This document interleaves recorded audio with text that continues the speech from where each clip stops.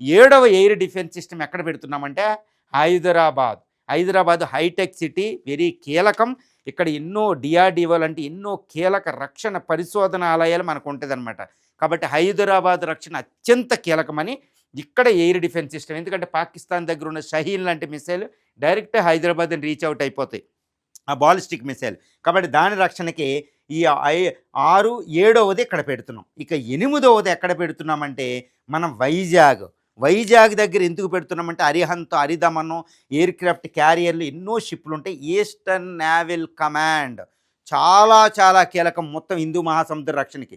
అందుకే వైజాగ్ రక్షణకి మనం ఇక్కడ ఒక ఎయిర్ డిఫెన్స్ సిస్టమ్ను పెడుతున్నాం. ఇది తీర ప్రాంతాన్ని అంతటిని, కోల్కతా తర్వాత ఈ తీర ప్రాంతాన్ని అంతటిని కూడా ఇది రక్షించగలిగింది.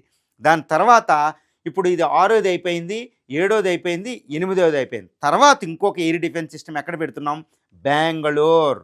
ఎందుకు బెంగళూరు అంటే గుర్తుపెట్టుకోవాలి, బెంగళూరు అనేది ఇండియాస్ ఐటీ క్యాపిటల్. దాని రక్షణకి చాలా కీలకం, డేటా సెంటర్స్ అంతా.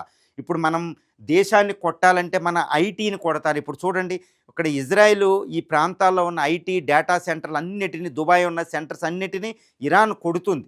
ఎందుకంటే ఇప్పుడు అందుకనే India eastern hitech city, silicon వ్యాలీగా పేర్కొనే బెంగళూరు రక్షణకు ఒక ఎయిర్ డిఫెన్స్ సిస్టమ్